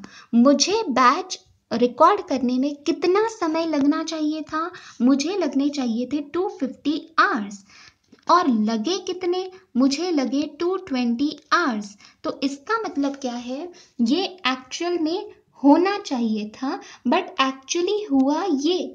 इसका मतलब ये दोनों भी फिगर्स एक्चुअल ही है, लेकिन ये कौन सा एक्चुअल है, ये एक्चुअल होना चाहिए था, लेकिन एक्चुअली हुआ ये। ओके, तो अब तो यहाँ पर जो भी चीजें आएंगी, अब यहाँ पर ये जो रॉ मटेरियल लेबर है, ये दोनों जगह पर आप current year last year, current year last year लोगे। बाकी जो रिमेनिंग जो भी चीजें आपकी बची है, इट मीन्स ये बचा, ये बचा, ये बचा, ये सारी चीजें जो आपकी बची है, वो सारी चीजें आप करंट ईयर की लोगे। Current year, current year, current year. I hope आपको समझ आ रहा होगा। करंट ईयर की क्यों ले रही हूं मैं, बिकॉज ये क्या है, इतना मैंने रॉ मटेरियल कंज्यूम्ड करना चाहिए था, बट एक्चुअल में मैंने किया इतना है। आई am sorry, I am sorry, I am sorry, इतना मैंने रॉ मटेरियल कंज्यूम करना चाहिए था, लेकिन एक्चुअल में मैंने किया इतना है। तो ये दोनों भी रॉ मटेरियल कंज्यूम्ड ही है ना, इनका मैंने डिफरेंस लिया है ना। उसी तरीके से ये लेबर आवर्स, तो मैं करंट ईयर की फिगर क्यों ले रही हूँ वो मैं समझा रही हूँ। करंट ईयर की क्यों ले रही हूँ, बिकॉज इतना मैंने लेबर आवर यूज करने चाहिए थे, बट मैंने लेबर आवर्स इतने यूज किए हैं। ओके, तो इस तरीके से आपको समझ आया। तो यहाँ पर हम सिर्फ change current year last year, current year last year, ये ग्रोथ कंपोनेंट की मैं बात कर रही हूँ, तो करंट ईयर लास्ट ईयर कर रहे थे, बाकी सारी चीज़ें मैं लास्ट ईयर की ले रही थी। और अगर हम बात करें प्रोडक्टिविटी की, तो प्रोडक्टिविटी में सिर्फ इनका करंट ईयर लास्ट ईयर किया, बाकी सारी जो चीज़ें ली वो करंट ईयर की ली हैं मैंने। तो ये आपके याद रखने के लिए मैंने आपको बता दिया। तो अब तक मेरे कितने फार्मूलाज हुए हैं? अब तक मेरे फार्मूलाज हुए हैं 8 फार्मूलाज हुए हैं। टोटल हमारे कितने फार्मूलाज थे? 12 फार्मूलाज थे। आई एम सॉरी, टोटल आपके 11 फार्मूलाज है, 12 नहीं 11 फार्मूलाज है। ओके, तो अब इसे मैं आपको आंसर भी दिखा देती हूँ। देखो आंसर में क्या लिखा हुआ है, प्राइस रिकवरी कंपोनेंट। तो प्राइस रिकवरी कंपोनेंट तो हम देख चुके हैं। प्रोडक्टिविटी कंपोनेंट पर आते हैं तो डायरेक्टली देखो कॉस्ट के बारे में, यहाँ पर रेवेन्यू नहीं आएगा।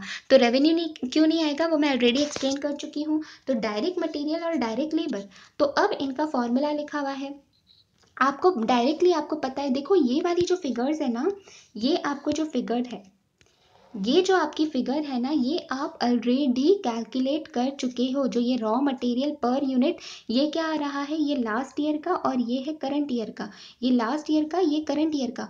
और यही तो चीज़ आपने यहाँ पर भी ली थी ना, ये मेरा है प्राइस रिकवरी का। ये फॉर्मूले में यहाँ पर भी वही चीज़ लग रही थी, ग्रोथ कंपोनेंट में भी यहाँ पर भी वही चीज़ लग रही थी। तो एक बार आपने ग्रोथ कंपोनेंट में ये कैलकुलेशन कर दी, तो सेम आपको वही फिगर्स प्राइस रिकवरी में यहाँ पर काम आई, और वही फिगर्स आपको प्रोडक्टिविटी वाले कंपोनेंट में यहाँ पर काम आ रही है। तो वापस से कैलकुलेशन करने की आपको ज़रूरत नहीं पड़ेगी। तो देखो ये वाली जो फिगर्स है 25,80,000 और दूसरा है यहाँ पर 34,40,000। तो ये हमने कहाँ से लिया हुआ है? देखो ये प्राइस रिकवरी वाला जो फॉर्मूला है ना, तो देखो यहाँ पर 25,80,000, 34,40,000, यहाँ पर मैंने आपको बताया था ये हमने कहाँ से ली थी, ग्रोथ कंपोनेंट में भी सेम यही फिगर्स हमने निकाली थी।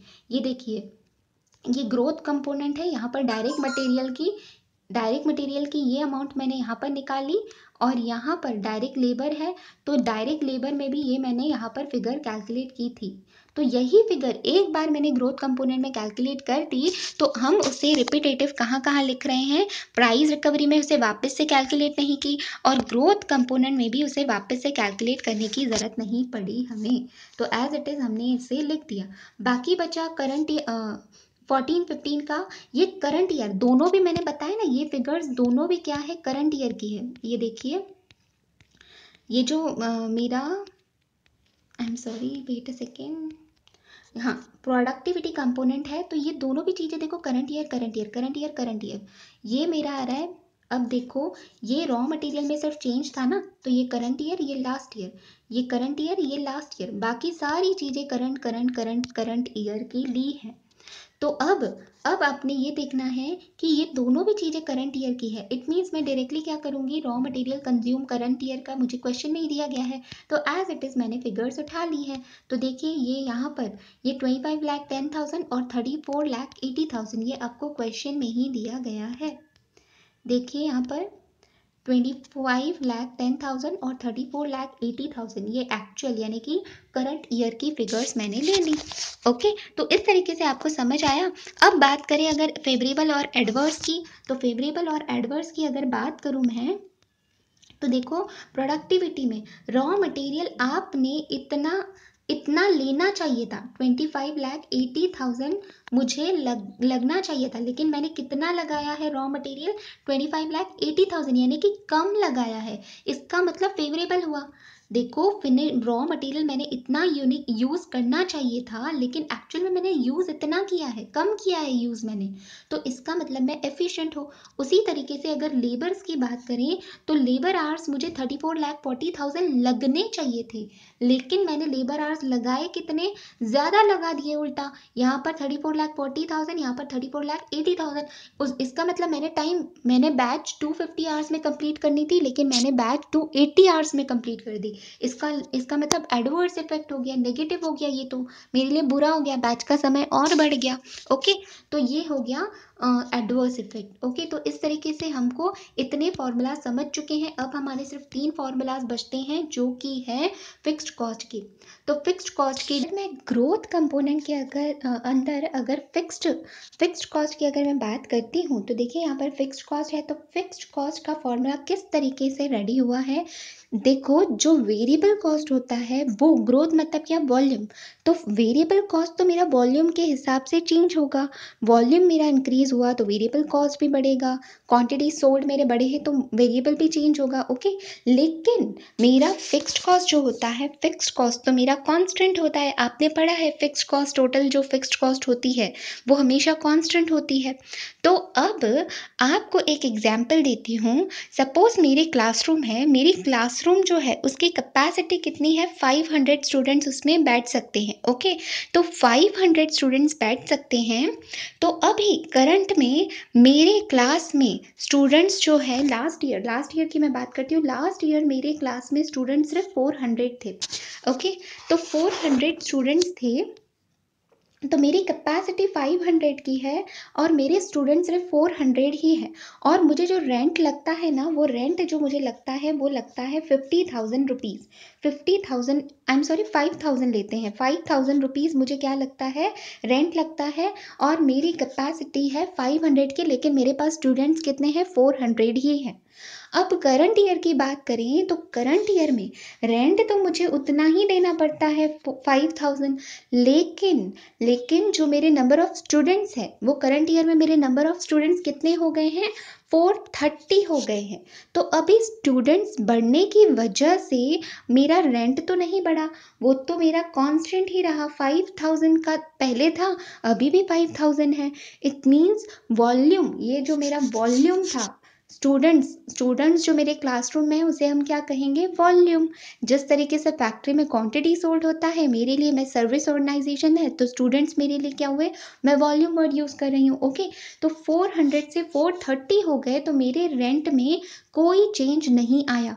लेकिन मान लो कि सपोज ये मेरे जो नंबर ऑफ स्टूडेंट्स है, अचानक से मेरे क्लासरूम की इतनी ज़्यादा ग्रोथ हो गई कि अब मेरे पास हो गए 650 स्टूडेंट्स।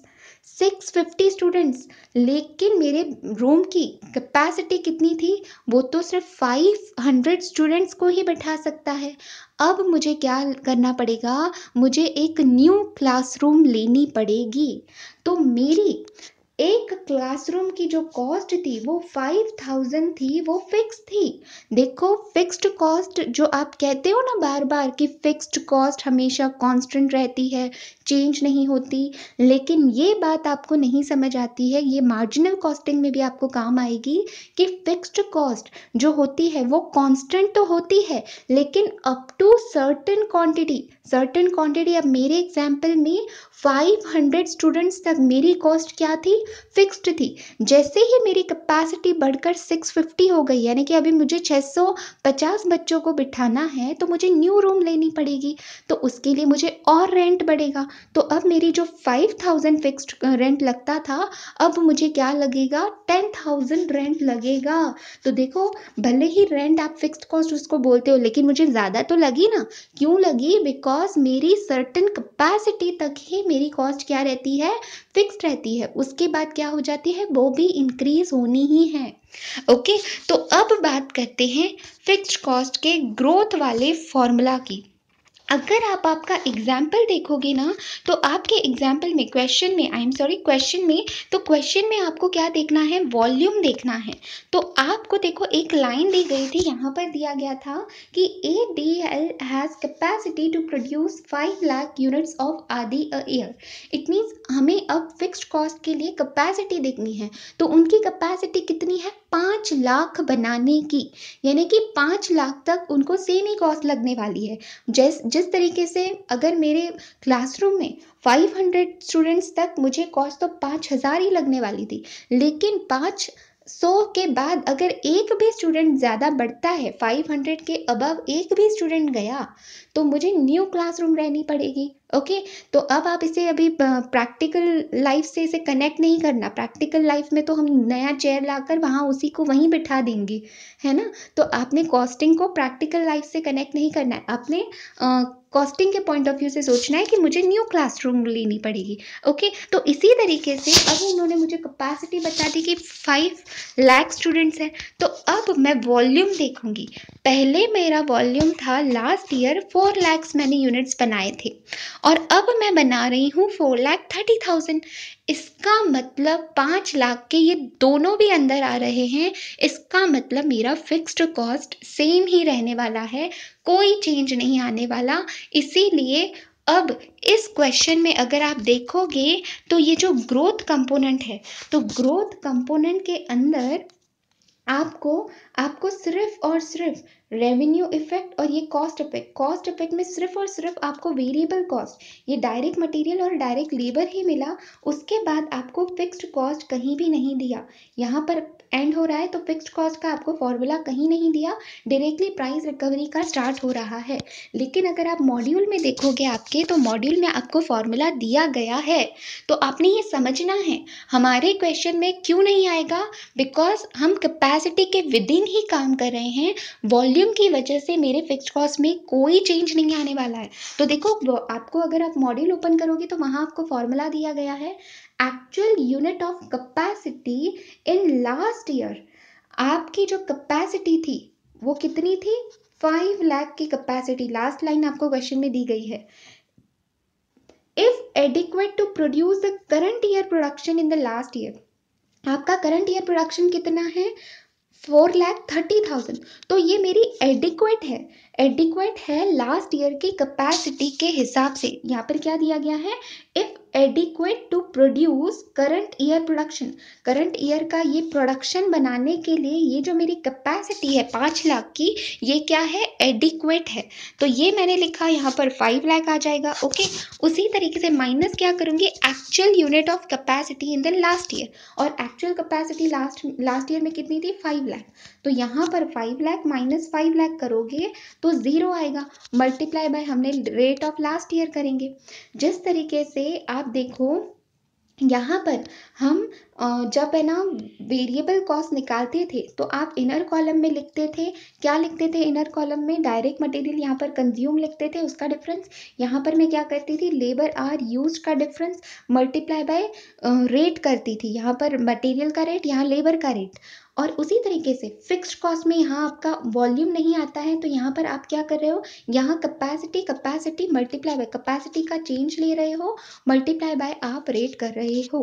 तो चाहे यहाँ ये जो ग्रोथ कंपोनेंट है, ये जो प्राइजेस है, ये सारी की सारी हम जो cost per selling price per unit, चाहे वो मटेरियल की कॉस्ट पर यूनिट हो, रेट पर आर हो, ये सारी की सारी लास्ट ईयर की हम लेते हैं।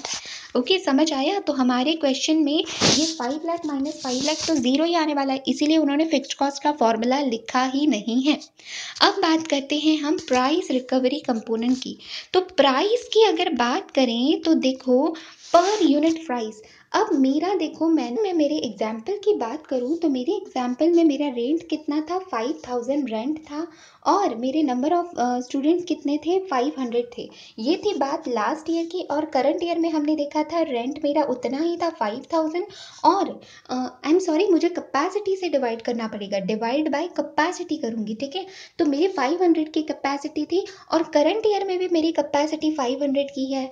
तो मुझे जो पर कैपेसिटी मुझे जो रेंट मिलने वाला है, पर स्टूडेंट्स जो मुझे रेंट मिलने वाला है, वो 10 है, ठीक है? अनलेस एंड अनटिल मेरा जब तक रेंट, अगर सपोज मान लो करंट ईयर में मेरा रेंट 5,000 था, अब नेक्स्ट ईयर अगर 6,000 हो गया है, तो फिर मेरा क्या आएगा? चेंज आएगा। यहाँ पर स्टूडेंट्स 500 की कैपेसिटी, यहाँ पर भी 500। अब प्राइस रिकवरी मतलब क्या? ये जो मेरा फिक्स्ड कॉस्ट है ना, फिक्स्ड कॉस्ट में चेंज, कॉस्ट में, पूरी कॉस्ट में चेंज हुआ है, तो मेरा क्या आएगा? उसमें भी चेंज आएगा। तो अब देखो फॉर्मूला किस तरीके से बनेगा आपका। तो अगर हम प्राइस रिकवरी में फिक्स्ड कॉस्ट की अगर बात करें, प्राइस रिकवरी कंपोनेंट के अंदर फिक्स्ड कॉस्ट का अगर फॉर्मूला देखें, तो देखो यहाँ पर क्या हो रहा है ना, यहाँ यहाँ पर क्या, इसका मतलब क्या है कि आपका जो टोटल फिक्स्ड कॉस्ट है ना वो आपकी क्या बढ़ रही है, यानी कि उसमें आपका इंक्रीमेंट हुआ है, फिक्स्ड कॉस्ट में इंक्रीमेंट हुआ है, लेकिन आपकी कैपेसिटी क्या है, कैपेसिटी सेम। प्राइस में हमने क्या देखा था, सिर्फ हम प्राइसेस में चेंज देख रहे थे, यहाँ पर हमने लेबर आवर्स में चेंज देखा था, या रॉ मटेरियल में चेंज, आई एम सॉरी, यहाँ सेलिंग प्राइस में, यहाँ लेबर की प्राइजेस में, यहाँ डायरेक्ट मटेरियल के प्राइजेस में, पर यूनिट हमने प्राइजेस में चेंज निकाला था। तो उसी तरीके से फिक्स्ड कॉस्ट की भी हम क्या कर रहे हैं कि अब फिक्स्ड कॉस्ट देखो, फिक्स्ड कॉस्ट तो बजटेड कैपेसिटी तक सेम ही रहती है, 500 कैपेसिटी तक मैंने देखा था सेम ही थी मेरी। तो अब आप क्या करोगे, तो डिनोमिनेटर में देखो आपकी बजटेड कैपेसिटी सेम ही है, सिर्फ मैं क्या ले रही हूँ, न्यूमरेटर में फिक्स्ड कॉस्ट का चेंज निकाल रही हूँ, current year minus last year किया है। आप अगर इंस्टीट्यूट का फॉर्मूला देखोगे तो आपको ये फॉर्मूला दिखेगा, rate per unit in current year minus rate per unit in a last year. तो इसी को हम कैसे निकालेंगे, न्यूमरेटर में आपने करंट ईयर का फिक्स्ड कॉस्ट लिया, यहाँ बिकॉज करंट ईयर की बात कर रहे हैं ना, और यहाँ लास्ट ईयर, तो fixed cost of last year. बाकी डिवीजन में कैपेसिटी तो हमारी सेम ही है, 5 लाख ही है, तो दोनों जगह 5 लाख से डिवाइड होगा। अगर आप आपका आंसर भी देखोगे ना, तो ये देखो प्राइस रिकवरी, तो प्राइस रिकवरी कंपोनेंट के अंदर ये जो फिक्स्ड कॉस्ट है आपकी, फिक्स्ड कॉस्ट का ये जो फॉर्मूला है, तो ये फिक्स्ड कॉस्ट के फॉर्मूले में देखो यहाँ पर आपको लिखा हुआ है पर यूनिट निकालना है। तो ये आपने क्वेश्चन में से करंट ईयर का फिक्स्ड कॉस्ट टोटल लिया है, ये है लास्ट ईयर का, और डिवाइडेड बाय आपने बजटेड कैपेसिटी से किया है। आपकी कैपेसिटी कितनी थी, 5 लाख यूनिट्स थी। उसके बाद आपने मल्टीप्लाई करना है, किससे मल्टीप्लाई करोगे, देखो अब ये पर यूनिट थे, और आप यहाँ पर हर जगह देखो प्राइस रिकवरी में हम मल्टीप्लाई बाय करंट ईयर के फिनिश गुड, यहाँ पर भी करंट ईयर का फिनिश गुड ले रहे थे। उसी तरीके से आप यहाँ पर मल्टीप्लाई किससे करोगे, कैपेसिटी से मल्टीप्लाई करेंगे हम। और कैपेसिटी कौन सी, if adequate to produce current year production in a last year, इसका मतलब capacity in a last year की कैपेसिटी कितनी थी, 5 लाख। लास्ट ईयर की कैपेसिटी हम यहाँ पर लिखेंगे, लेकिन लास्ट ईयर की ही सिर्फ कब लिखेंगे, इफ वर्ड यूज किया है, if it is adequate to produce, अगर वो हमारे लिए एडिक्वेट है करंट ईयर का प्रोडक्शन प्रोड्यूस करने के लिए। तो आपको पता है क्वेश्चन में आपको दिया है कि करंट ईयर में हम लास्ट ईयर 4 लाख यूनिट्स ही बनाते थे, अब करंट ईयर में मैं 4,30,000 बना रही हूँ, तो दोनों भी ये क्या है, विद इन द कैपेसिटी है। तो यहाँ पर मैं क्या लिखूंगी, यहाँ पर मैं लिखूंगी 5 लाख।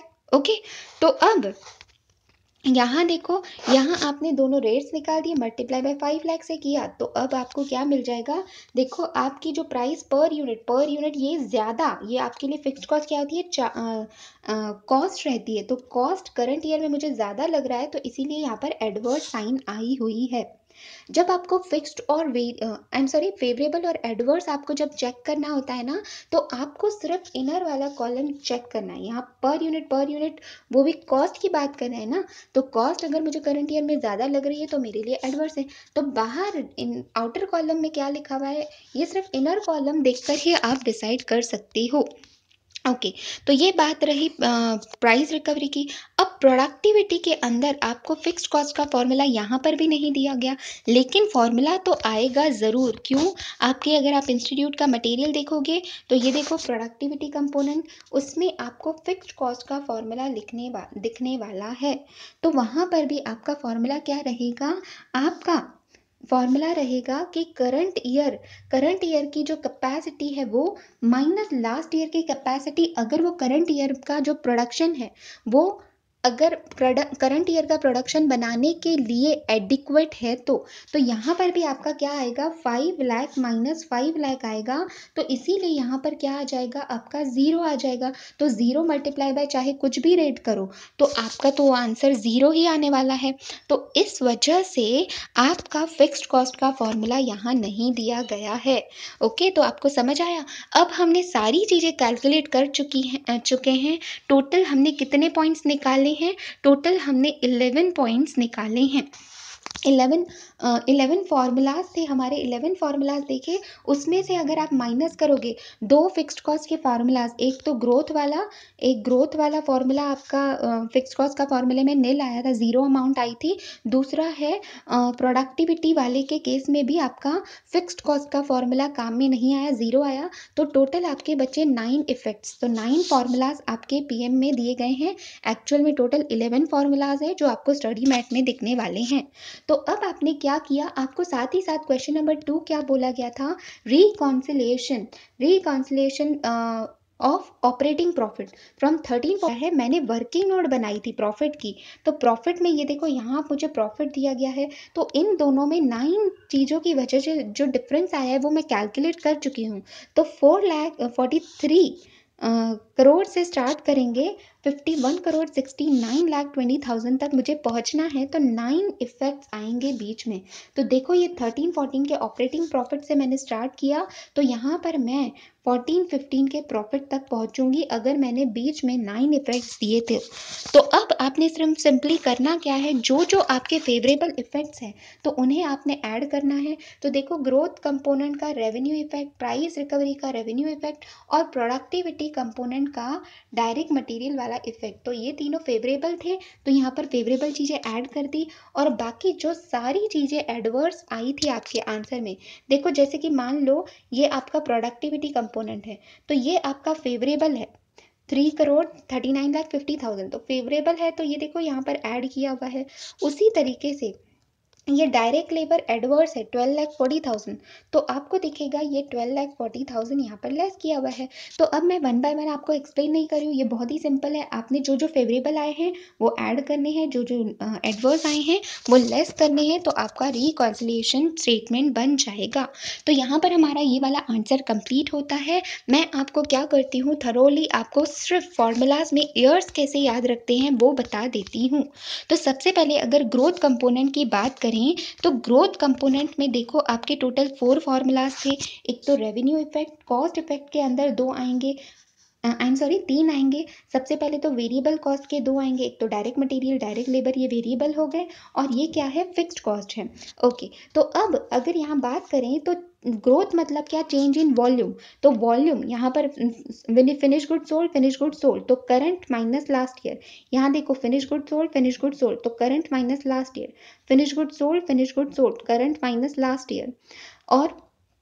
और बाकी सारी चीज़ें जो बची वो हमने क्या ली, लास्ट ईयर की ली हैं। तो हमने बाकी सारी चीज़ों को कांस्टेंट माना था, तो वो सारी की सारी चीज़ें मैंने लास्ट ईयर की ली हैं। तो यहाँ पर भी देखो फिक्स्ड कॉस्ट के अंदर भी देखो यहाँ पर लास्ट ईयर की फिगर ली हुई है, बाकी ये जो है current year minus last year की ली हुई है। ओके, तो ये था हमारा growth component. Price recovery component की अगर बात करें तो प्राइस मतलब क्या, प्राइस चाहे वो सेलिंग प्राइस हो सकती है, चाहे डायरेक्ट मटेरियल की प्राइस हो सकती है, चाहे लेबर रेट की प्राइस, लेबर रेट को कह सकते हैं। तो ये सारी भी क्या है, पर यूनिट है। तो इनमें चेंज देखना है, तो देखो current minus last year, current minus last year, current minus last year, बाकी मल्टीप्लाई बाय जो फिनिश गुड आ रहे हैं। अब बात करें फिनिश गुड, तो जहाँ जहाँ फिनिश गुड आ रहा है उसे करंट ईयर लेना है, करंट ईयर, और बाकी जो रिमेनिंग बचे कुचे उन्हें लास्ट ईयर लिखना है। उसी तरीके से इनका तो फॉर्मूला मैं अलग से आपको समझा चुकी हूँ। यहाँ पर भी रेट देखो इनर कॉलम है, तो करंट माइनस लास्ट ईयर, और एक्चुअल कैपेसिटी आप लास्ट ईयर की ले रहे हो इफ एंड इफ वो एडिक्वेट है करंट ईयर का प्रोडक्शन करने के लिए। ओके, प्रोडक्टिविटी कंपोनेंट की अगर बात करें तो प्रोडक्टिविटी कंपोनेंट में देखो क्या था, प्रोडक्टिविटी कंपोनेंट में सिर्फ और सिर्फ चेंज आपका यहाँ पर आ रहा है रॉ मटेरियल के यूसेज में या फिर लेबर के यूसेज में। तो यहाँ पर आपने करंट माइनस, चेंज का मतलब क्या, करंट माइनस लास्ट ईयर, बाकी सारी चीज़ें जो बची है वो आपको करंट ईयर की लेनी है। और फिक्स्ड कॉस्ट की बात करें तो फिक्स्ड कॉस्ट के अंदर भी करंट माइनस लास्ट ईयर, और ये मल्टीप्लाई बाय ये देखो करंट ईयर किया हुआ है। ये देखो ये सारी चीज़ें करंट ईयर मल्टीप्लाई की हुई है। ग्रोथ कंपोनेंट में अगर आप देखोगे तो ये सारे ईयर लास्ट ईयर के लिए हुए हैं। आई होप आपको समझ आया होगा। और दूसरी एक बात, आपको ग्रोथ कंपोनेंट में आप एक बार ये 2 चीज़ें निकाल देते हो तो वही रिपीट आपको ये कैलकुलेशन यहाँ पर भी लगती है। देखो यहाँ पर आपको लगेगी और यही कैलकुलेशन आपको यहाँ पर भी लगने वाली है। तो आपने बार बार इसे कैलकुलेट नहीं करना है। आपने अगर ये एक बार अच्छे से वीडियो सुन ली है ना, ट्रस्ट मी गाइस, आप इसे वीडियो क्लोज होते से ही आपने पेपर पेन उठाना है और खुद ही इन फॉर्मूलाज को डेवलप करके देखना है। अगर करेक्ट नहीं आते हैं तो एक बार और ट्राई करना है कहाँ आपकी मिस्टेक हो रही है। और अगर करेक्ट आ जाते हैं तो आपने क्या करना है, कल मॉर्निंग में उठते से ही वापस से खुद ने ही ये फार्मूलाज डेवलप करने हैं। ऐसे आपको और 2 दिन करके देखना है। आपने 3 बार ये खुद से फार्मूला सिर्फ डेवलप करके देख लिए ना तो आपको एग्ज़ाम टाइम पे रिवाइज करने की भी ज़रूरत नहीं पड़ने वाली है। बहुत ही सिंपल तरीके से आप इसे कैलकुलेट कर सकती हो। आई होप कि आपको ये वीडियो समझ आई होगी। अगर आपको ये वीडियो अच्छे लगते हैं तो प्लीज़ इन्हें दूसरों के साथ भी शेयर करें।